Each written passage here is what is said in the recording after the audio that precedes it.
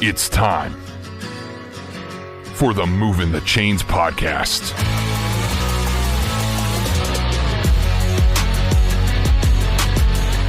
Your home for high school football coverage in the Palmetto State. Every team, every game, every week. And now your hosts, Kevin Thomas and Jerel Hendricks. Welcome in to Movin the Chains, brought to you by Founders Federal Credit Union, here with our Week 1 Folly Row recap show. I'm Kevin Thomas alongside Jerel Hendricks. Jerel, another great Friday night of action. You know, a lot of upsets, a lot of blowouts, but just great to see everybody back out there again this week. Very eventful Friday. Got to agree with you there. Not the game that we were at. It was pretty predictable. But across the state, you know, we were recapping Friday night in the car on the way back. You know, it was cool to see some of these scores, see what's happening, and that's what you like to see. These non-region contests early on in the season just lend to unpredictability across the state. A lot of teams kicking off their season. So just a lot of fun to see the scores, a lot of craziness. I'm sure we'll see it next week, but let's recap all of it. For sure. If you guys are just tuning in for the first time, check us out on Facebook, Twitter, Instagram, YouTube, etc. at Movin Chains. That's MOVINCHAINS. Website, movinchains.com. Podcast on Apple, Spotify, Google, and more. We do a weekly recap show here on Sundays that comes out. We do a live preview show on Tuesdays on Facebook and YouTube. Definitely tune in for that. Our Friday Night Spaces comes out on Friday night on Twitter. That's a lot of fun as well. But, Drew, like you said, let's get a quick shout out to our friends of the program before we get into our recap from the game that we attended on Friday night. Take your financial game to the next level with Founders Federal Credit Union. Reach your full potential. Relax. Join Founders today. Visit an office near you or relaxjoinfounders.com to apply. Federally insured by NCUA, member qualification required. Come for the deals and stay for the quality with Folly Row. From polos to Q-zips to hats and more, their moisture wicking, quick drying, and anti-wrinkle apparel is the perfect blend of comfort and fashion for game day. FollyRow.com and at Folly Row on social media. Folly Row. Very good polos. Well, Jerel and I headed down to Sumter on Friday night to check out Sumter versus Ridgeview at Freddie Solomon Field at Sumter Memorial Stadium. A big 4A, 5A matchup. You know, last year, Jerel, these guys played to a 1-point ball game. Sumter gets a late 2-pointer to win. This year, not quite as eventful. We'll just put it that way. Really got out of hand pretty early. You know, Sumter gets the ball first. 65-yard touchdown pass to Dejon. Actually, sorry, Ridgeview got the ball first. Yeah. Didn't do much there. Sumter gets it back. Their first play from scrimmage, though, 65-yard touchdown pass to Dejon Jackson from John Peoples on a halfback pass. Wide open down the right side. Extra points, no good. They go up 6-0 with just 9:42 left. On the ensuing kickoff, Ridgeview stripped, fumbled. Sumter takes it back. They score pretty quickly again, 29-yard touchdown pass from Pate Merchant to Jamie Tedder. It was 4th and 6. Tedder catches a tunnel screen, takes it to the house. Just poor tackling, poor angles. They go up 13-0, 7.5 left. Ridgeview, they do get a drive going this time, finally turn it over on downs at the Sumter 24.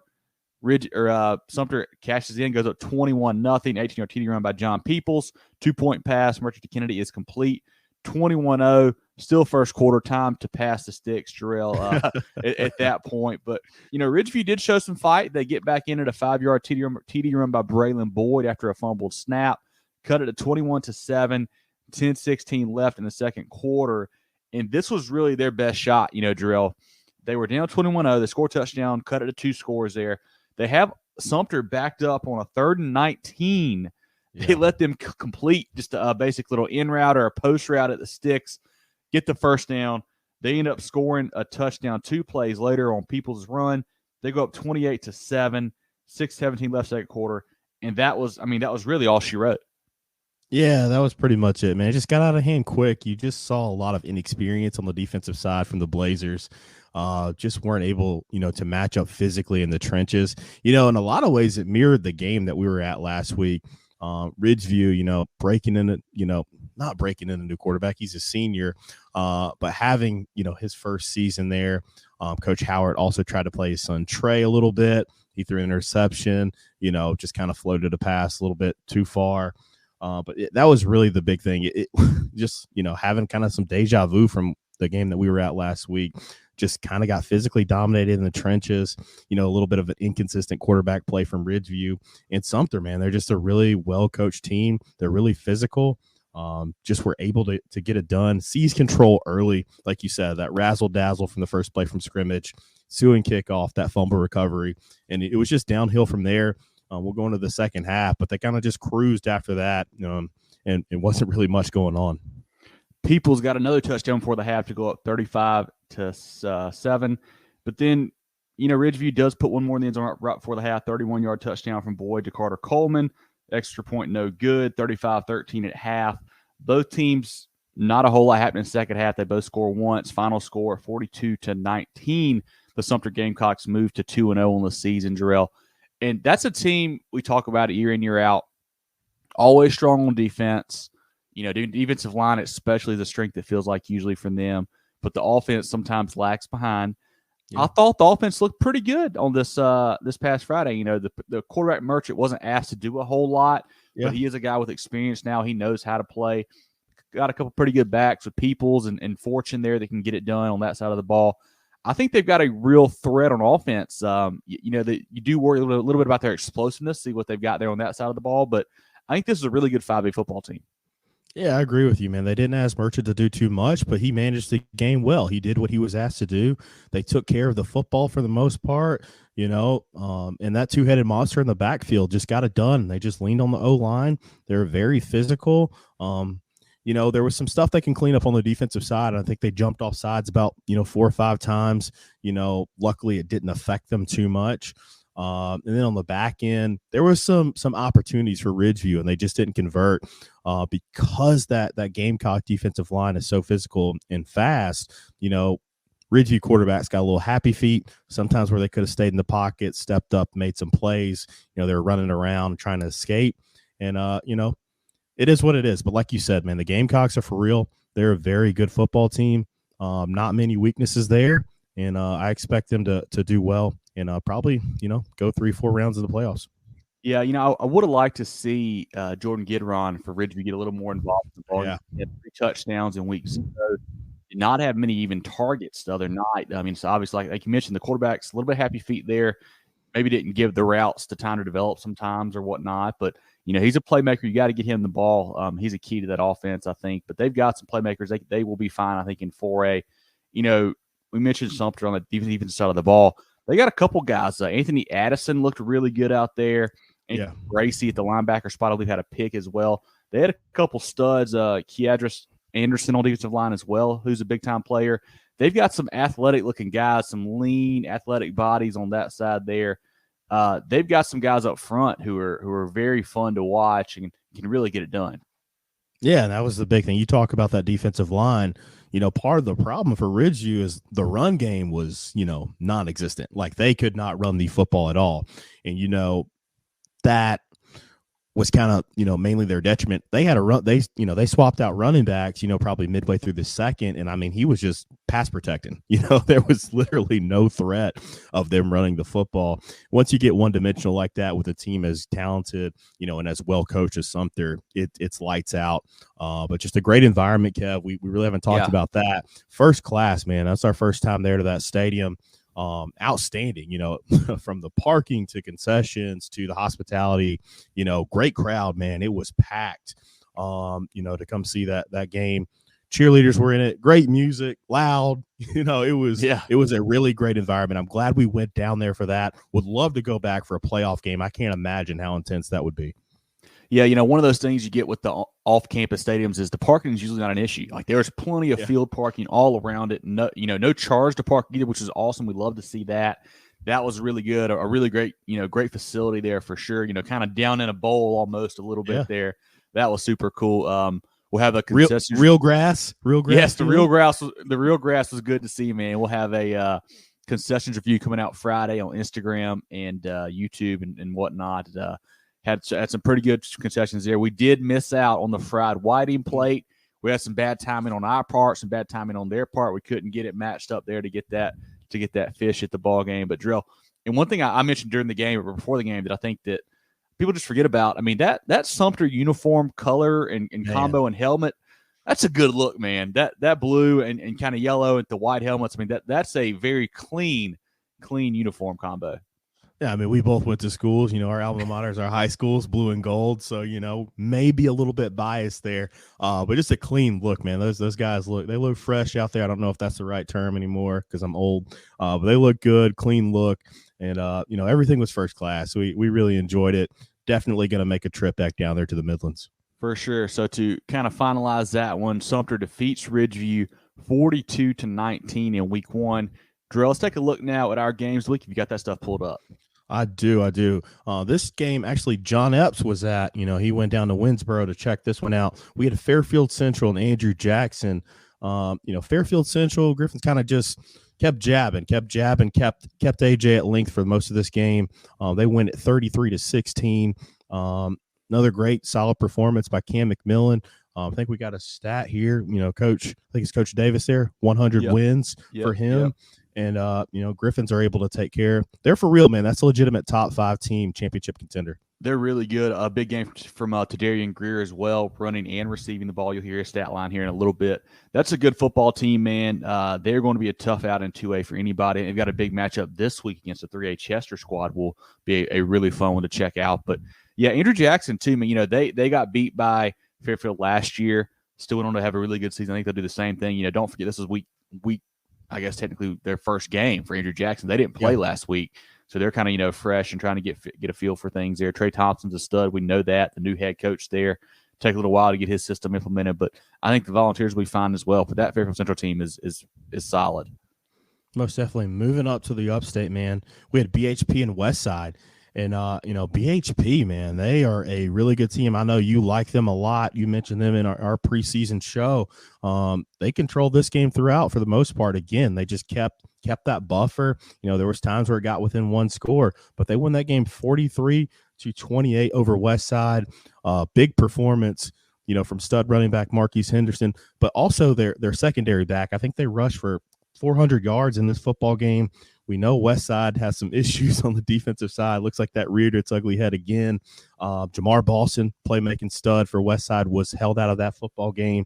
But quite the performance for the Bears.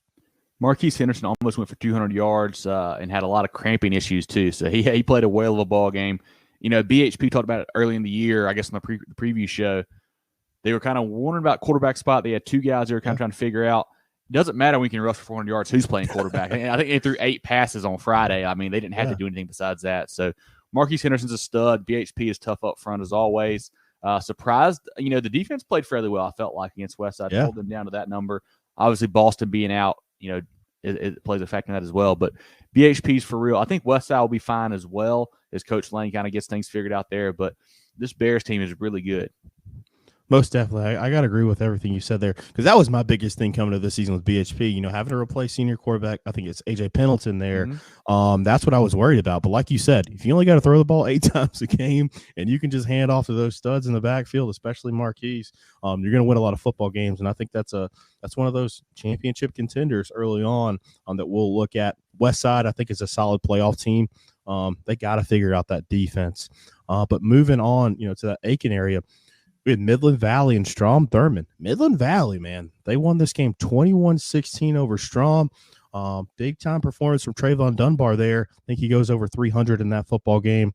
Strom Thurmond, they had a late insertion of quarterback Quan Edmond there in the third quarter to kind of tighten that game back up. But Midland Valley, I think they scored 21 in the first half, able to hold on in that football game. That's a huge win for that program. Dunbar, I think, took his first carry 90-plus of the house, had a huge game. You'll get his stat line here in a little bit from us in the Players of the Week segment. But, Strom Thurmond, obviously 2A, 4A.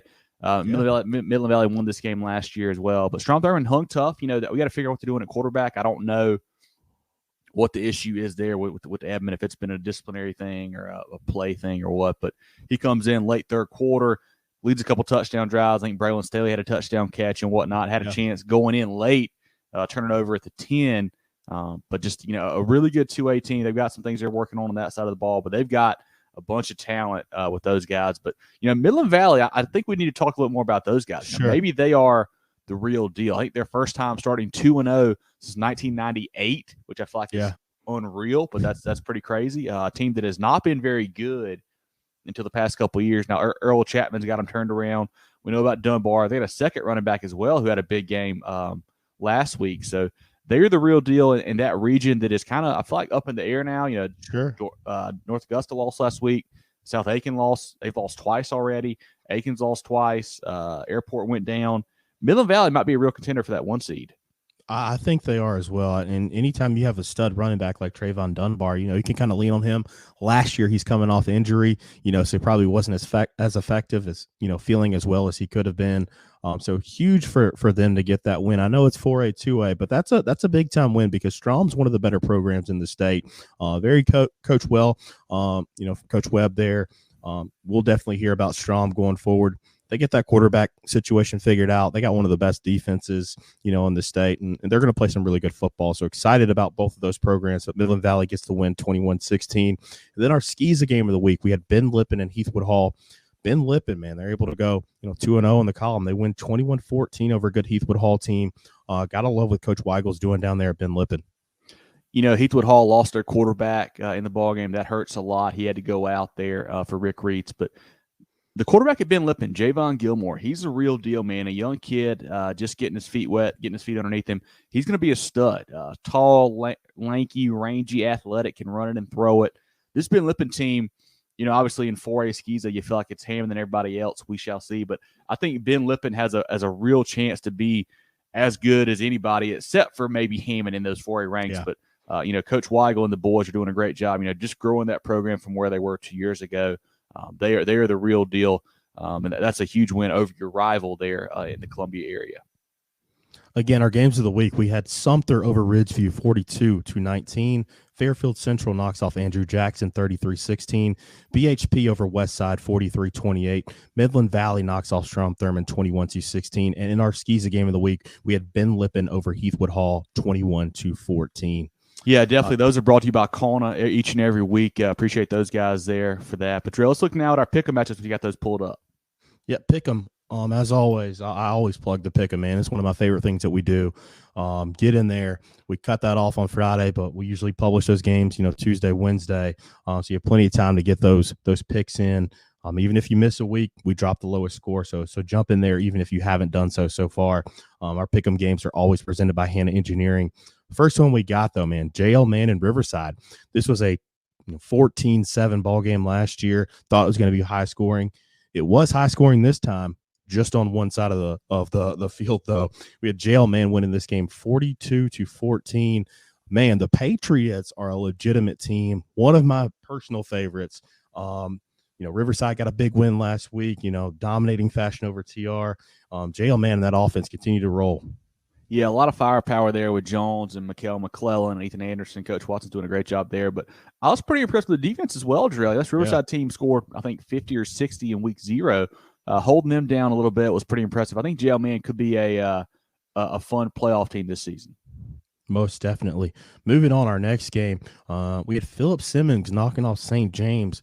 St. James had a great game week 0. So we were feeling the Sharks there. But the Iron Horses, man, they win that game 41-30. That's a legitimate team as well down there in that Charleston area. I think they had to come back in this particular game. The Sharks got off to a hot start. But Philip Simmons, we'll talk more about their offensive performance. Stud running back duo there. They were able to get it done on the ground and score 41 points. Ran all over those guys on Friday night, man. Huge performance on the road, too, was very impressive. St. James, I think, is going to be a decent team in 5A. So it's a big win for Philip Simmons. Coach Bendig's doing a great job there. They're a team to watch out for there in the low country. Moving on, we had Northwestern, they had to get back right after losing to Providence Day last week. They did so in a dominating fashion over Clover. They win this game 56-12. It was tight in the first quarter. Then the Trojans just put it on them. I expected this game to be a lot closer than this score.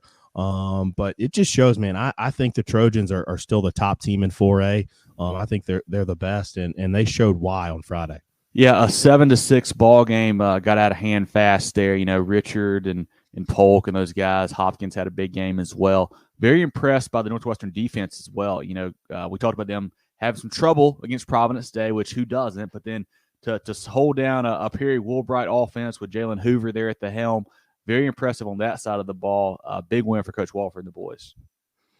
As we move on, back to the Low Country, we had Somerville and Carolina Forest. This is a scoreline that we saw roll through, late on Friday night, and it's kind of shocking. Somerville had a lot of hype in this offseason, probably one of the hottest teams to win the season last year. They kick off their season, though. They get a win. They win 33-26 over Carolina Forest. A little bit closer than anticipated. A lot of people got them as the number one team in 5A right now. But maybe that's a little wake-up call for them as they go to week 2. Carolina Forest scored late, got the onside kick about 3.5 minutes left, I believe, but could not capitalize and score to win that ball game. But we talked about it on our Spaces Friday night. I don't know if this says more about Carolina Forest or Somerville or either one, really, because Carolina Forest lost a lot of talent. Gilbert, now the running back at South Florence. Scott Saylor, now a preferred walk-on at Coastal. Coach Morris always has a good offense. I feel like they found some good pieces. The Johnson kid had a big game there for them, but we don't really know a lot about them yet. It still feels like Somerville, their first ball game, obviously they didn't play week 0. Had a jamboree. We know about Yannick Smith and Jaden Cummings and what was a really good defense last year. But like you said, the score kind of surprised me. They do win on the road, which is always the key there. But we'll see week 2, week 3 about Somerville. See how good they are.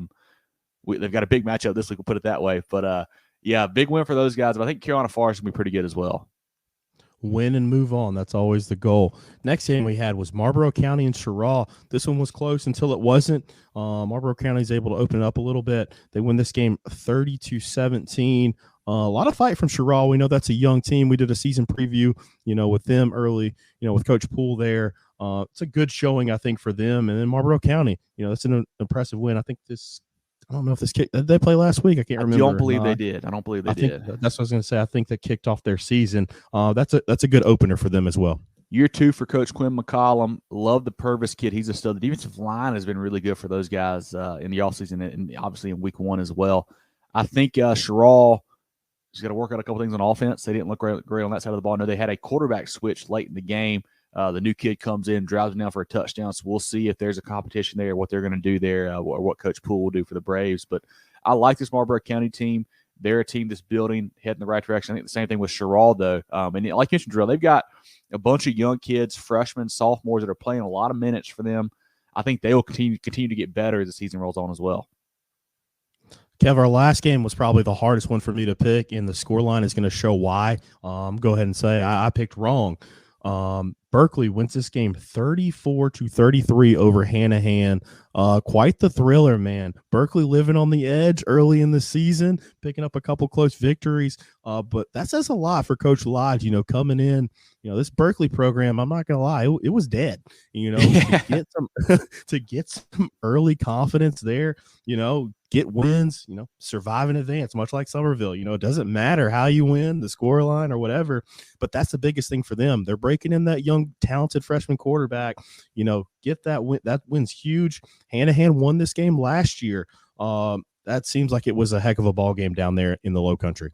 You mentioned the freshman quarterback, Henry Rivers. He's playing great for them. Caden Bash is being an explosive playmaker as well. And what's cool to me, Jerel, about this, like you mentioned, how that program was really in a bad spot, and Coach Lodge comes in to be able to get these kids to buy in that quickly and to win, 2 close ball games in their first 2 games already is super impressive. It's one thing to win a game that you're better than the team by, you win by 20, 30. Like, that's okay. You can do that. But when you're in a dogfight, a nail biter, and to have these kids believe in your program, believe in your system, and to be able to pull those wins out, that's really an awesome thing to see. I think he's doing a great job there, Coach Lodge. I think they'll get better and better and better.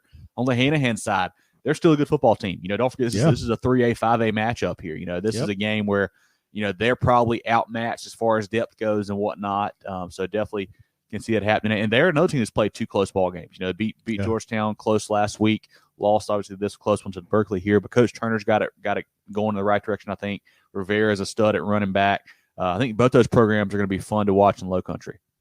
Most definitely, yeah. The Hogs have nothing to hang their heads about in this particular matchup. I mean, that's a hard-fought game. Kevon Rivera had another big game. He was a player of the week last week for us. They're going to be just fine in 3A. I think, like you said, Coach Turner is doing a fantastic job with that program. They're going the right direction, and so is Berkeley. Man, you'd love to see that. I just love to see, low country football, starting to pick up. I know the last couple of years I've been doing this, we really haven't had much to talk about down there except for, Beaufort and Fort Dorchester. So, infusing a lot of these new programs in is a lot of fun this season. But again, those pick'em games this week, we had presented by Hannah Engineering. JL Man over Riverside 42-14. Philip Simmons takes down St. James 41-30. Northwestern over Clover 56-12. Somerville knocks off Carolina Forest 33-26. Marlboro County over Sherrall 30-17. And Berkeley beats Hanahan 34-33. All right, Kevin, let's roll through these scores from this week. I'm going to start on Thursday and kind of work my way up. But starting Thursday, man, we're going to start with a little bit of an upset. We had Blackville Hilda knocking off Barnwell 36-34. Didn't see that one coming.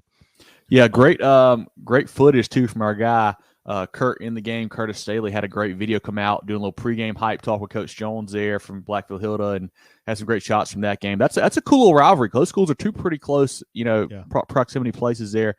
Big win for Blackville Hilda. Surprised that Barnwell fell in that one, and that was in Barnwell too. That's the crazy thing about that one.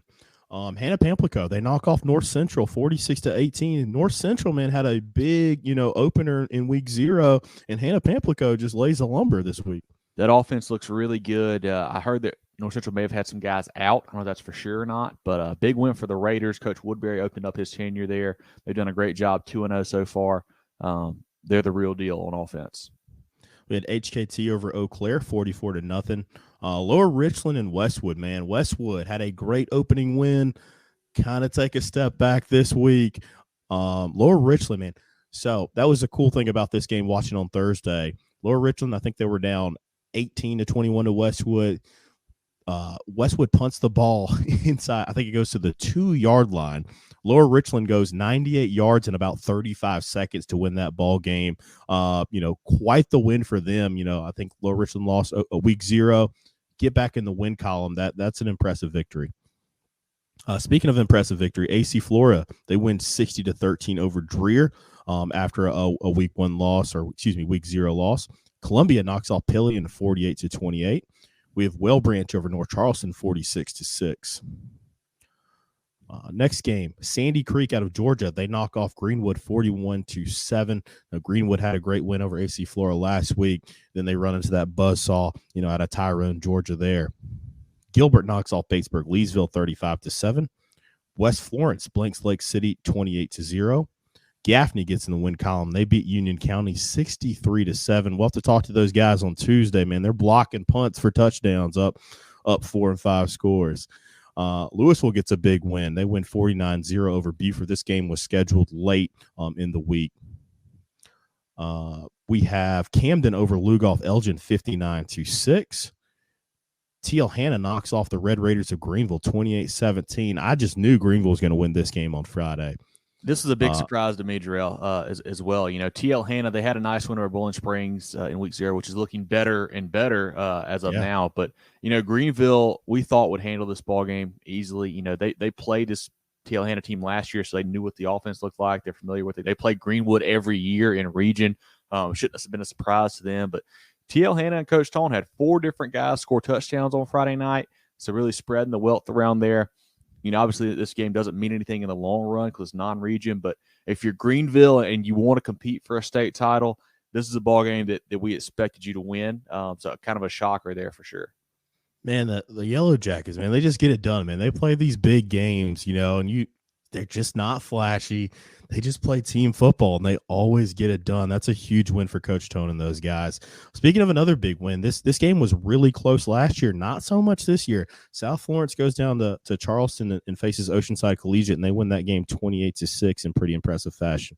Bruin's still figuring out a few things on offense, but they look good. They're getting it done. The defense is flying around. Love Harkless and Rhodes and those guys, but they're a for real contender. Kevin, I saw this one this weekend, man. Brooklyn Casey over Airport. They win this game 49-0.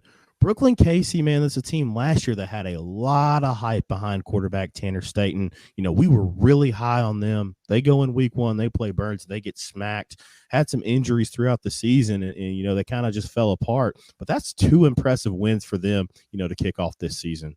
They've got one of their backs back who is playing really well. And I don't know a ton about them outside of that. Obviously don't know anything about Harding. They beat last week. Airport's a young up-and-coming team under Coach Fiddler.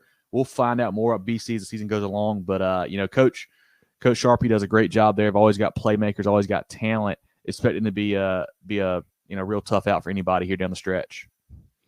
Fort D kicks off their season. They beat Beaufort 34-17. That's a very impressive win. They come back in that game. Beaufort was up, I want to say 10-0. Had their Hall of Fame. I'm pretty sure they were celebrating state championship last year, but that's a great win for Fort Dorchester, even though it's a 5-3 matchup. And this is a game that, Beaufort, I think, got 2 onside kicks to start the game, went up 10-0. Fort D never panicked. First win for Coach Josh Smith there. Love to see that for him. Still got some studs with Davian Brown and that crew there. Fort D is going to be just fine, I think. If people kind of writing them off a little bit too early, not talking enough about those guys. I think they'll be the real deal. But so will Beaufort. I mean, they'll bounce back. They'll figure it out. Coach Liburn's great at his job.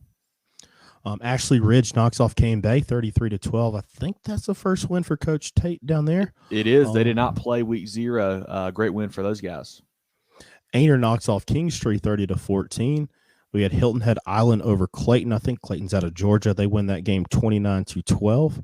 Northwestern over Clover. We already talked about that earlier. Charlotte Christian beats Catawba Ridge 34-13. That Charlotte Christian team is very good. They always have top-level talent there. Marion, big win over Wilson. They win this game 32-24. They kind of, struggled against Lakeview. I think they kicked off last Thursday in week 0. But this is a good win for Marion. Marion, we talk about it every week. So many athletes, Jerel. They had this Wilson team down big last year at half, let them come back, and they ended up losing that ball game. But, Quashie Scott, huge game. You'll hear his stat line in a little bit. I think they actually took the opening kickoff back to the house, too, set the tone early there. The Swamp Foxes did. Wilson's a team now that I don't know what to make of anymore. Sure. I thought they had some pretty good pieces there, pretty talented going into the year. But they beat Ainer by a point week 0, lose this ball game. I like Waiters, I like Scott, I like Coach Mooney. See what happens with those guys. But Marion, that's a statement win, man. We talk about it, every few minutes here on the show. A 2A, 4A, a couple classes difference is a big difference as far as depth goes and whatnot. Like, the top level players are probably the same level, but just what you got depth wise. But for Marion to go and win that ball game on the road, huge win for the Swamp Foxes. Dillon kicks off their season in dominating fashion. They beat Lamar 38-6. Good to see them. I think there's a blindside level video going around. Josiah Thompson putting his guy, into the Gatorade cooler. But the Silver Foxes, they'll be just fine. I don't know who scheduled that one, for Coach Burris there, but a good win for Dillon. Denmark Olar knocks off Bamberg 22-15. Kevin did not see this one coming. This was a candidate for upset of the week, but quite the win for Denmark. Yes, big surprise there. They score late in the touchdown pass, brother to brother, I believe it was. Bamberg just forgot how to tackle there. I don't know what happened on that one, but the Hinton kids got loose. Huge win for Denmark Olar. A Bamberg team that we are very high on, brought back a ton of starters from last year. They've got experience at quarterback, experience at running back. Very surprised to see them lose this ball game. But maybe that says more about Denmark Olar. Maybe we should really put them on the watch list for sure. Heated rivalry on and off the field here, Kevin. Had Hartsville and Darlington. Darlington takes care of business 55-26. This game had a stoppage, was potentially canceled, kicked all the fans out of the stadium. But Hartsville gets it done. Hopefully they get that stuff. I've seen a few of these, and not just in South Carolina, across the country. Man, just go watch the game. These kids, these coaches, everybody, they work so hard, to put these things on. Cut the foolishness out, Yeah. In the crowd. Why can't people just act right, Jerel? Just go to the football game, man. Get your hot dog, get your popcorn, and sit your butt down and watch the game. I mean, I don't understand why it's got to be. I mean, and obviously, there's kids always going to be hanging around in the bathrooms and playing. That's whatever. Kids do stuff. But, come on, guys. Don't get out of hand with it. Just relax, watch some football, and have a good Friday night. But it is frustrating to see, I feel like it's 1 or 2 games a week that's having this happen almost. It's aggravating, man. It really is. Most definitely. Silver Bluff over Socastee, man. Socastee picked up a big win 6-0 last week over North Myrtle Beach, and they did not score a point this week. Silver Bluff wins this game 46-0, man. The Bulldogs are legit on both sides of the ball. Really excited to see what they do this season. Coach Bryant and the boys flexing some muscle early here. Huge win for them. I mean, Socastee's not a great program, but still a big win for Silver Bluff going on the road to get that one there. Waccamaw knocks off Carvers Bay 21-19. Double overtime game here. We had Loris beating North Myrtle Beach 26-20. We talked about them a little bit earlier. Bowling Springs and Malden. Kicking off the Andre Cook era for the Mavericks did not go off well. They lose this game 55-0. Coach Reel is building something there. That division just got a little bit harder if these guys can figure things out. Year 2 for Coach Reel. They're doing a great job so far. It seems like the Husky kid, big game at quarterback. You'll get his stats here in a little bit. That's a solid win. I mean, we thought maybe we read too much into that week 0 loss to TL Hannon. Like, whatever. But they back it up with a really good performance over a Malden team that usually has some pretty good athletes there. So Coach Reel and the Bulldogs team to watch out for sure. Chester knocks off Fort Mill 28-24. This is another impressive game. I think the Cyclones are legit. They got a big-time matchup. I think they play Fairfield this week. So that's going to be fun to watch the Cyclones over the season. I think they got their mojo back. That's a big-time win for them. Chapin in Mid-Carolina. Chapin wins this game 63-0. Definitely prayers and thoughts with that community, losing a student and player there this week. They're able to, honor him in a big-time performance. Love to see that for them. Lakeview knocks off Mullins 38-14. We have South Point over Rock Hill. I think there's a title for this rivalry game, but in beat down for the Stallions, they win this game 35-13. They seem to be rolling early on. They struggled to start the season last year, picked it up midway through. Good to see the Stallions, start off a lot better than what they did last season. And they've got a big one this week as well, traveling to Gaffney to take on the Indians there. That'll be a fun matchup. But, yeah, Coach Collins and the boys are off to a great start, especially when we get to that score that you'll say here in a little bit, looking back at who they beat week 0, an even better start than we may have thought. Oh, it's coming to you right now. We had Spartanburg going down to Irmo, knocking off Dutch Fork 17-6. Our intern AJ Lee was down there checking this one out. Alarm bells are ringing down there. Dutch Fork cannot score any points. That's something that, never thought I would say about them. But that is an impressive bounce-back win for Spartanburg. This game was close last year. A lot of weird stuff going weather-wise. But that's a great win for Coach Hodge in that squad. Surprised, honestly, to say the least. I thought Spartanburg's a pretty good team. I didn't think Dutch Fork you couldn't take too much out of that game last week for those guys against Colquitt County, so didn't really know what to make of them, but could not get anything going offensively. I think it was 10-6 or something like that, and then Spartanburg scores a late fumble recovery for a touchdown. But the Silver Foxes got to get it figured out. Obviously, they lose John Hunt week 0. That hurts. You got a new quarterback offering playing for those guys. Got to get the run game going or something. I mean, the defense is playing fine, it feels like, but you got to score some points at some time. So hopefully Coach Johnson will get it figured out. I'm sure he will. He's a legend for a reason. One of those Dutch Fork region opponents, man. River Bluff, they knock off Swansea 56-7, man. You start looking at maybe opening up, in that particular region going forward. We have Lee Central knocking off Great Falls 34-6. Irmo, a team that we are definitely going to start having to talk about a lot more. They beat Lancaster 56-18. I think that Irmo team is very good. Another team we'll have to start talking about more, Lucy Beckham over Wando. I think Lucy Beckham actually broke off from Wando High, to create this school. They win 43-0. Kevin, I read something. They had 10,000 people watching this game on Friday night. That is a big win for the Bengals. A rivalry game, and Lucy Beckham is now 2-0 all time against their rival. Yeah. I think the bet that they have is the principal has to kiss a goat in midfield afterwards. So I saw that photo from the Wando principal. That was great to see. Coach Smith has those boys rolling. They will be a real contender, I think, in the lower state area. And a shameless plug, man. We interviewed Coach Smith last year. Go back and watch that, man. That is one of the most fun interviews I've ever done. He played All-American at Virginia Tech, playing with like Michael Vick and those guys. Played at Spring Valley in high school. A lot of fun. Go watch that if you got some spare time. That Lucy Beckham program is going to be very good moving forward. one of the most exciting, probably one of the two most exciting games that we had on Friday. Abbeville comes back from down 27-3 to beat Powdersville in overtime, 35-34. Kevin, thoughts on this game? I got to stop here.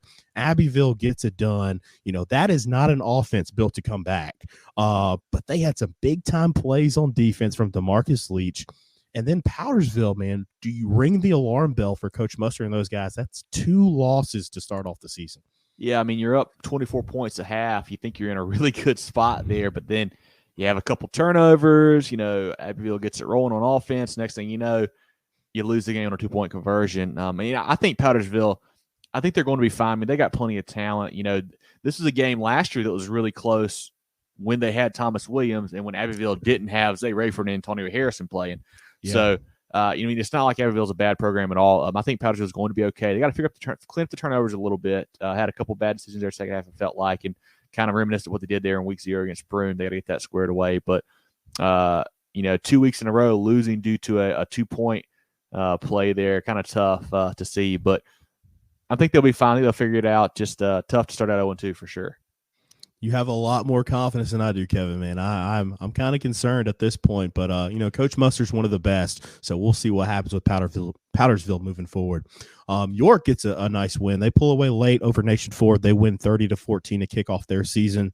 Lexington over South Aiken, 59-27. That South Aiken defense is they just can't get it done. It's so confusing, knowing how talented they are in that offensive backfield. The fact that they just can't stop anybody on defense. That's another big win for Coach Curtis. They had a big emotional win over West Florence last week. To come back, put up those numbers, changing the offense there. Lost Jonah Norris from that team last year, but the Wildcats get it done.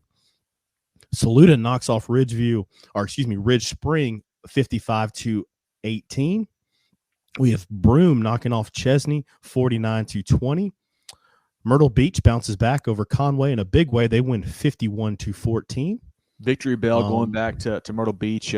Big game for Malachi Washington, Gibson Goodrow, et cetera. 14 all ball game at one point. Blow them out later in that one. Coach Pierce and the Tigers 0-2 to start. But big win for Myrtle Beach. I mean, I'm excited for those guys. We knew they weren't as bad as that week 0 loss. I felt like they were at least. So I think they'll be okay. But good to see them get it figured out there in week 1. First win for head coach Brett Sloan in his era at Woodruff. They win 44-6 over Fountain Inn. Fury had their first win last week, had a tough go of it this week. Seneca knocks off Palmetto 40-0. We'll see how good the Bobcats are. They haven't had the highest level of competition to start the season, but that's a good win nonetheless. 2 shutouts already. For sure. Latta knocks off East Clarendon 55-15. They're putting up big points there. Probably the most exciting game with a controversial play thrown in there. We went to Gray a week too early, Kev. They knock off Crestwood 62-60 in overtime. I think there was a big stop by Michael Bolware, on a 2-point play. Man, just fireworks, limited defense, but defense when you needed it to show up most. It's a big-time win for Gray. And Crestwood, they can score a lot of points, as you can see here. They're going to be just fine going out through this season. Yeah, I believe there were 4 players with 4 touchdowns in that ball game. Javion Martin and Azarian Yates for Crestwood, and then Jamarius Lockett for Gray all had 4 TDs. Just a wild ball game, back and forth, tons of points. Both these teams, I think, are really good in their classifications. Excited to see Crestwood and getting the region play and play Camden and those boys here sooner rather than later. But a really cool ball game. Hats off to Coach Holmes. Those guys pulling out the victory. Coach Morris picks up his first win for the Dorman Cavaliers. They knock off North Augusta 34-13. Good to see that there. Blythewood, they bounce back after losing last week. They beat R&E 35-18. We had Aiken falling to Appling County out of Georgia 54-13. They're just reeling from that Braylon Staley loss. Travelers Rest knocks off Wade Hampton 60-27. A big win for the Devil Dogs. Love to see that. And Kevin, we move over, this is our upset of the week. Chapman, somehow knocks off Burns. Burns was up 14-0 in this game, could not find the end zone or put one through the pipes after that point in the game. Coach Cab and his squad, just get it done. They win this ball game. I don't know. Is this more about Chapman, more about Burns? What are your thoughts on this outcome? I did not see this coming after a big week for Burns last week. Yeah, I'm having a hard time wrapping my head around this one, honestly. Chapman, really good win in week 0 over Woodruff. Coleman Gray played a big game that week. He had a big game again Friday along with Rashawn Cunningham out wide. He's a really good receiver if you guys haven't seen him play. But Burns, I don't know what to make of it, Jerel. They have a big win over Huff in week 0. Offense didn't look great, and maybe we kind of overlooked that a little bit because Tracy Gura had a big game. But here this week, they couldn't really get much going through the air. Like, you've got to find a way to get Bomar and Weaver involved. I mean, you just really do. I mean, they're two of the more electric playmakers in the state, honestly.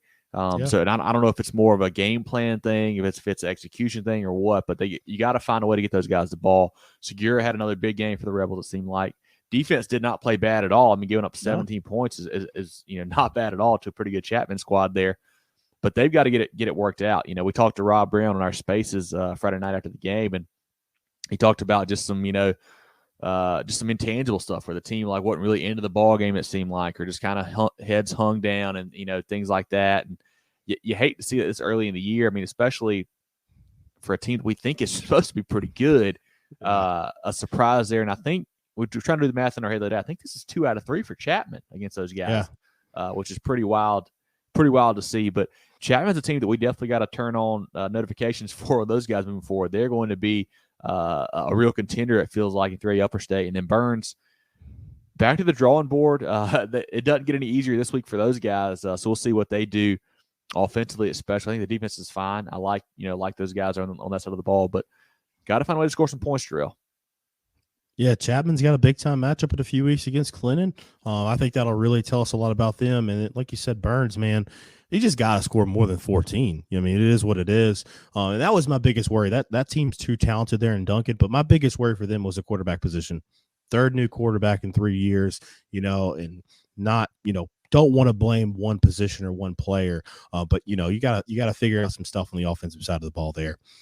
Landrum beats Berea 36-7. Landrum's got a stud running back. I cannot remember his name right now, but he's a really good ball player. Landrum should be a very good team there. Woodruff continues to play well. They beat Walhalla 48-28, spoiling Coach Stone's debut there for the Razorbacks. That's a good performance for Woodmont. Clinton over Lawrence, that battle in Lawrence County, I know that's very heated. But the Red Devils, handle business easily. They win 49-7. It's a big win for them as well. Big news, Jaden Robinson, running back, may be out for a while. Went down with an injury. Not sure the status of that yet. But if he is out for an extended period, that's a tough loss for the Red Devils. Hopefully he's okay. We shall see this week if he gets back on the field or not. Most definitely. Thoughts and prayers for him, and you hate to see stuff like that. Hope he's able, hope it's minimal, if he's out for any time. Hopefully it's not long. Liberty over Blue Ridge, they win that game 41-19. Good win for Liberty there. 2-0, man. 2-0. Yeah, to kick off the season there. We had Christ Church getting in the win column. They destroy Southside, and that's just Southside High School out of Greenville. They win this game 61-0. We'll hear about some of their players' performances in that game a little bit later. Edisto knocks off Wilson Elko 32-19. We have Hillcrest beating Greer 41-20. Man, Hillcrest, the Rams, just continually getting it done. They haven't skipped a beat. New coach there, Coach Weigert. Manning knocks off Scotts Branch 50-0. Pickens goes over to Georgia and loses to Franklin County 28-11. Hampton County, once again, they beat Allendale Fairfax 41-8. With West Oak knocking off Carolina Academy out of Greenville 35-12. Good for West Oak. That's a program that's had a lot of struggles up here in the upstate. Good to see those kids get a win there. And I think that's all we have for high school. I'm going to look at some SCSA scores. I don't know if I missed anything, but SCSA scores. I got Wilson Hall over Hilton Head Christian 17-10. Bethesda Academy over John Paul II 44-0. Porter Gould beats Burke 49-6. I got Lee Academy over Thomas Sumter Academy 35-13. I think that First Baptist and Bishop England game got canceled. Yep. Bullock Academy beats Augusta Christian 51-7. I just assume that Bullock is out of Georgia. Clarendon Hall over Kings Academy 54-14. Hammond rolls Florence Christian 47-0. We have Williamsburg Academy knocking off Palmetto Christian 52-6. Northwood over Colleton Prep, big win, 49-39 for them. Wardlaw Academy over King Academy, 28-12. Carolina Academy knocking off Dillon Christian, 23-0. Lawrence Manning over Pinewood, 34-19. I think Pinewood's 0-2 at this point. Mm-hmm. Big win for Cardinal Newman over PD Academy. They win that game 55-7. Patrick Henry over St. John's Christian, 33-6. Jeff Davis over Faith Christian, 56-18. Northside Christian over Greenwood Christian. I think this game went to overtime. They win it 18-17. C.A. Johnson falls to Trinity Collegiate, 30-26. I've got Oakwood Prep over Newberry Academy, 32-16. Richard Wynn beats Lawrence Academy, 54-14. Buford Academy over Hilton Head Prep, 28-0. Dorchester Academy over Orangeburg Prep, 22-8. Calhoun beats Cross Episcopal, 67-12. And Spartanburg Christian falls to Whitmire. Good win there. Whitmire winning 32-19. Love to see that for Coach Campbell and those guys. For sure. Let's get a quick shout out to our sponsors before we roll back in to the show. Take your financial game to the next level with Founders Federal Credit Union. Reach your full potential. Relax. Join Founders today. Visit an office near you or relaxjoinfounders.com to apply. Federally insured by NCUA, member qualification required. Carolina Orthopedic and Neurosurgical Associates, KONA, offers the most advanced training and experience in orthopedic surgery, neurosurgery, sports medicine, and pain management in the upstate. 3 convenient locations in Spartanburg, Duncan, and Greenville. Go to kona.care to learn more. Come for the deals and stay for the quality with Folly Row. From polos to Q-zips to hats and more, their moisture wicking, quick drying, and anti-wrinkle apparel is the perfect blend of comfort and fashion for game day. FollyRow.com and at Folly Row on social media. Folly Row. Very good polos. Well, Jerel, a couple notes that I've got here that I just took throughout the stuff I saw this weekend. You mentioned it earlier. Fairfield Central coach Demetrius Davis, 100th win. Congrats to him on that. Dutch Fork, first time 0-2 since 2015 under Tom Knotts there. Crazy to believe that. I mentioned this one earlier. Midland Valley, 2-0, first time since 1998. How about this one? Calhoun Falls, first win in 4 years, snaps a 30-game losing streak. Congrats to Coach Theus and the crew. And this last note, Jerel, I hate that I have to say it. I wish it wasn't a thing. But we had a couple games canceled due to COVID this weekend. You said it. You said it. I don't love it. We had two games canceled. A third game was able to get rescheduled last minute. Like that Buford team, I believe, was able to play somebody. They played Louisville, yeah. So hopefully this is not a sign of things to come. We'll see. But COVID may be back, and it may affect some scheduling here in the next couple weeks. Another note, I know this is a score that I missed. I don't know how I missed it. James Island, they win over Stall 51-0. That game ended at halftime. Had a player get injured in that game. I hope he's doing okay. So, want to send some prayers and thoughts to that Stall community as well. No doubt about it. No doubt about it. Well, Drew, let's look now at our stock up, stock down. We'll start out with some stock up. A couple guys that I have. Silver Bluff, big win over Socastee. That's 2-0 for those guys. They are rolling right now. And then Denmark Olar, we mentioned it earlier, could have been the upset of the week. Big win over Bamberg, the number 1 team in the prep poll there. Denmark Olar with the Hinton kids are tough. I mean, they're the real deal, I think. That's a huge win for that program. I'm going to rattle off a couple, man. TL Hanna, man, that's a team that, just can – no flash, just all substance, man. I really love that program under Coach Tone. Just a throwback program. I've said it multiple times. They play for the front of their jersey and not the back. TL Hanna for sure. Berkeley, Coach Lodge, man, getting it done. His first 2, contests there. 2 close ones, but 2 dubs. Like to see what the Stags are doing. I got Bowling Springs, man. Coach Real, they lost to Hanna. We already talked about it, in week 0. It was a close game, though. They come back, they dominate Malden. That's awesome to see. Gray Collegiate, 2-0 to start the season. 2 big-time wins, knocking off Christchurch and Crestwood, and then Jail Man. The Patriots are one of my favorite teams. I think they're going to make some noise this year and surprise some folks. They started off hot last year. Hopefully they can continue to set success through the season. Chapman's one I had, the big win over Burns we just discussed there. Marion, big win over Wilson as well. Spartanburg, hard not to give you a stock up when you knock off Dutch Fork, who has been the class of the state for a long time now. couple more, Myrtle Beach and Lexington. Myrtle Beach, a big bounce back win in the rivalry matchup there. And then Lexington, that's 2 nice wins so far. And they really put the hammer down this week, a non-competitive ball game there over a pretty good South Aiken team. A couple more from the high school league, man. Philip Simmons, man. Iron Horses getting it done. Big win over St. James, playing up in competition. They're going to be a lot of fun. And then Hannah Pamplico, man. They've been slinging the ball around the yard. They got Coach Woodbury there from Coach Johnson. They continue to be impressive these first few weeks in the season. My last 2 out of the Skeezer ranks, Trinity Collegiate. Big win over a pretty good C.A. Johnson team there. Coach and Mel, the guys bounced back from a week 0 and week -1 loss as well to get their first win of the season here to go to 1-2. And then Wilson Hall, big win over Hilton Head Christian. Congrats to the Barons on that win on Friday. So, Jerel, as always, if they're stock up, got to be stock down, man. Who's a couple teams you got on that list for this week? Dutch Fork, man, gotta ring the alarm bells. Like we said, week 0, then going over to Georgia, playing perennial talented team in Colquitt County. No harm, no foul there. They come back home and they only put up 6 points against Spartanburg.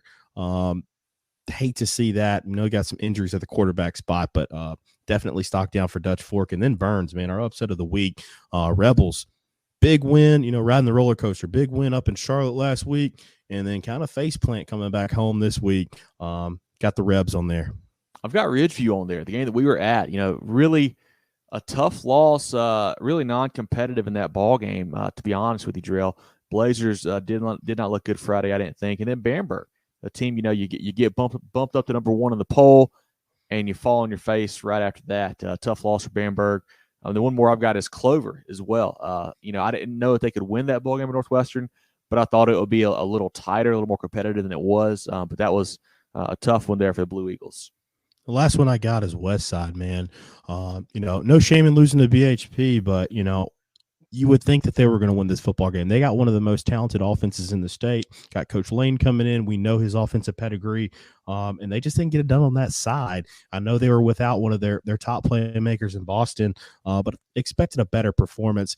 More importantly is the defensive side of the ball. That's the issue. Giving up 43 points and 400 yards rushing, that's what's got them stock down for me. Yeah, a great stock down there, Jerel. Let's look now at our players of the week presented by the Georgia Agency. Man, we had a tough time this week. We had a lot of really good nominees. If you guys see somebody with the big stat line, DM us, tweet us, email us, whatever is fine. Love to get those stats. But the 3 guys that we're going with for this week, Jerel, Sherrod Williams from Philip Simmons rushes 5 times for 196 and 3 touchdowns. Huge numbers there for Sherrod in that big win over St. James. Our second player of the week, Trayvon Dunbar, a name that if you've been following football in SC for a couple of years, you know who this kid is. Trayvon Dunbar at Midland Valley, 26 carries, 306 yards, I believe it was, and 2 touchdowns. 309 yards and 2 touchdowns. Yeah, Trayvon Dunbar. Huge game there. And then another guy from the CSRA, Jaden Eason at Silver Bluff. Listen to this, Jerel. He's a defensive tackle. 20 tackles, 2 sacks, 10 tackles for loss. I mean, just in the backfield all night long. Hats off to Jaden Eason. Our 3 players of the week again, Sherrod Williams at Philip Simmons, Trayvon Dunbar at Midland Valley, and Jaden Eason at Silver Bluff. But, Jerel, let's take a look at our other nominees. Roll through those guys right quick and give them a shout out, give them a little bit of shine here as well in the program. For sure. I got Kayvon Washington out of Thornwall. I think this is a newer program. He goes for 256 all-purpose, 26 for 181 on the ground and a touchdown, 4 returns for 85 yards. Also had 9.5 tackles, 4 tackles for loss, a fumble recovery, and he kicks. He went 1 for 2 on the PATs. Got Kayshawn Shumpert out of Whitmire, 11 carries, 221, and 4 touchdowns in their big win. Jackson Rep from Christ Church, 6 catches for 119 and 3 touchdowns. Drew Spires, this is a kid that we talk about a lot out of Richard Wynn. He had 8 catches for 172, 3 touchdowns. Also had 4 rushes for 32 yards, a pick 6 that went 66 yards, a pass breakup, and 5 tackles. Michael McClellan from JL Man, 7 catches, 182, 2 touchdowns, and also had 53 on the ground. Tucker Hendricks, quite the bounce back performance for him from Christ Church. He goes 11 of 11, 229, 6 touchdowns. Can't do much better than that. I got Cortland Brunson out of Trinity Collegiate. Had a big-time game. 140 rushing, 40 receiving, a 26-yard punt return, 3 touchdowns, 9 tackles, 4 TFLs, and a forced fumble on the defensive side. Jamarius Lockett from Gray, man, 250 yards receiving and 4 touchdowns. Got Khalil Johnson from Carolina Forest, 16 totes for 170 yards and 2 touchdowns. Jalen McGill from Broome, one of the best backs in the state, 16 carries, 192, 3 touchdowns. Also had a reception for 14 yards and another touchdown. Some kids from Walhalla, Landon Robinson, 22 for 176 and 2 touchdowns. Silas Parrish had 15 tackles, 1.5 TFLs, and a forced fumble. Van Moxley, 11 tackles, a half tackle for loss, and a fumble recovery for a touchdown. Jordan Sink continues to get it done for Woodmont. He goes 14 of 20 for 250 yards, 2 touchdowns. Also has 4 carries for 38 yards on the ground. And this is what made it so hard on that Philip Simmons backfield. Rashad's running back mate, KJ Ashbury, goes 20 carries for 244 and 2 touchdowns in that game as well. We had Tadarian Greer, his stats, 11 carries, 135 and a touchdown. Also had 6 catches for 140 yards and another touchdown. Another one, Marquise Henderson out of BHP, toted the ball 25 times for 197 yards and 3 touchdowns, all while cramping severely.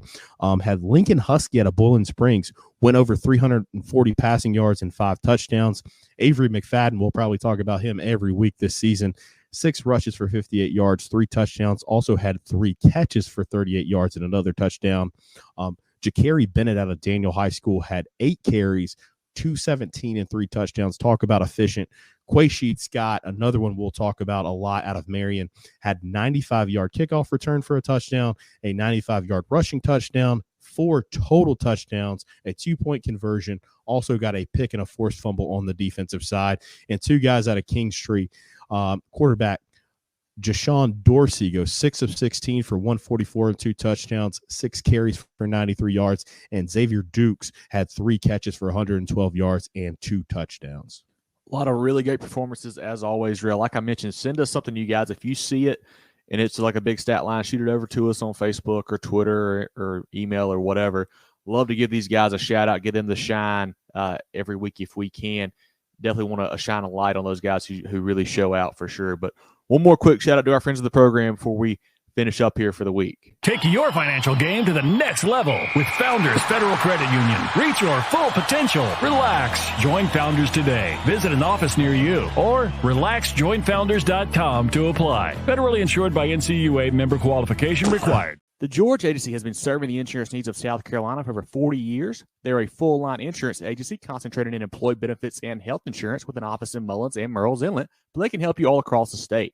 They have clients in Greer, Rock Hill, Columbia, and more, so wherever you are, they can help. Give Bradley, Wayne, Richard, and the crew a call or check them out online at thegeorgeagency.net. That's thegeorgeagency.net. Come for the deals and stay for the quality with Folly Row. From polos to Q-zips to hats and more, their moisture-wicking, quick-drying, and anti-wrinkle apparel is the perfect blend of comfort and fashion for game day. FollyRow.com and at Folly Row on social media. Folly Row. Very good polos. Okay, Jerel, so before we wrap up the Week 1 recap show, we've got our Folly Row question for you. And this is one that we haven't had to ask very often, if ever, is where does Dutch Fork go from here? We mentioned 0-2, first time since 2015. Only scored 6 points with their backup quarterback in there. What do you do if you're Coach Tom Knott? So where do we see this team go as the season progresses? Honestly, man, like you said, this is not a question we've had because, you know, they've just been so good and they've been so solid in rolling guys in and out. And I really don't know because, as you know, they have difficulty scheduling, you know, non-region opponents. So they go out of state a lot. They'll go out of state this week and play Huff out of Charlotte. I think they have another one against Weddington going forward. And their region, we've talked about this in the preseason, their region has gotten exponentially better over the last few years. And I don't know, man. I think it's a situation where I'm genuinely concerned. You know, I thought they would be able to reload like they normally do. But that's a big hit, you know, with John Hunt going down at the quarterback spot. We talked to AJ Lee after the game. He was there. He said really the only receiver that could get open was Jacob Hamilton, a guy that we identified as a top, player in the state. And I don't really know where they go from here, man. They got to figure it out offensively. It seems like on defense they're fine. For the most part, it seems like they're fine. But the name of the game. You got to score points to win. And I'll ask you the same thing. Where does Dutch Fork go from here, in your opinion, Kevin? You hit on it, and I think what gives me hope is that defense. Guys like Tyler Jones and those players are really solid on that side of the ball. I mean, they had a good performance against giving up 10 to Spartanburg when your offense can't move the ball at all. That's a pretty solid performance there, for sure. I think they will end up being okay. Maybe it's something where they go to just a ground and pound type deal and try to figure it out that way. I don't know, and try to just kind of grind out games 20-14 or whatever it is. I do think they will be fine. Are they state championship good? I don't know about that anymore. They got to find something through the air, and I haven't seen a diagnosis on Hunt. Maybe he comes back later in the year. I'm not sure what his situation is going to be there. But they need something to figure out at the quarterback spot. But I think Dutch Fork is good, certainly a playoff team. State title caliber, I'm not so sure right now. Yeah, I totally agree with that, man. And they got to figure it out quick, though. That's the main thing. And I want to throw a plug there. That's our Folly Row question. I actually picked up a Folly Row polo this week, man. They're also throwing in T-shirts there. Go check those guys out, man. They're doing some special stuff. It's a South Carolina company. Go support them. Those are some really good polos. I know you've been a fan of theirs for a while. Got some apparel from them, but I'm really excited. I've been checking the tracking number to see when it's going to get here, so I can wear my new Folly Row gear. I love it. They got some great stuff. It's great for golf. It's great for game day, whatever. It's kind of that moisture wicking material. Great to wear to a Friday night right now. It's freaking hot out there. A lot of games got pushed back last week. Jerel and I were on the sideline during pregame, and I could just feel my shirt stuck to my back because it wasn't a Folly Row shirt. That's right. That was my fault. So great to wear to the ball games. They got collegiate colors as well for South Carolina and Clemson. If you're a Tiger or a Gamecock, get you one of those for the big matchup coming up here. But definitely check out Folly Row. Jerel, this has been a heck of a start to the season, man. Some surprises for sure. I feel like I think we talked about it last week. A lot more parity than maybe we thought there was going to be in some of these classes, especially looking at 5A and even looking at 1A. Really, we knew that 2 and 3 and 4 would be pretty competitive, but I think the 1 and 5 might be more than we thought it was as well. Yeah, I totally got to agree, man. You look at Gaffney in 5A, they lose their opening game. Dutch Fork 0-2. Burns, after a big win, they come back down to earth. Man, I think 5A is up for grabs, especially when you look at, those low country teams that are more competitive starting to rise up. Your Berkeley's, you want to throw them in there, Somerville, obviously 4D, Sumter. But even then, Sumter, there's so many teams, so if those, perennially, top programs are coming back to the field, it's going to be a dogfight. Like you said, 2 and 1A, man, it's going to be super competitive. I'm excited to watch this, man. It's going to be a lot of fun, and it's unfolding quickly in these first 2 weeks. For sure. So not sure where we're going to be next Friday yet because there's a lot of really good options out there. But we gotta pick a good one. I mean, we've been at two blowouts so far. So yeah, please, if you're listening to this, give us some hints. If you think it's going to be a close ball game, let us know. We need to go see it.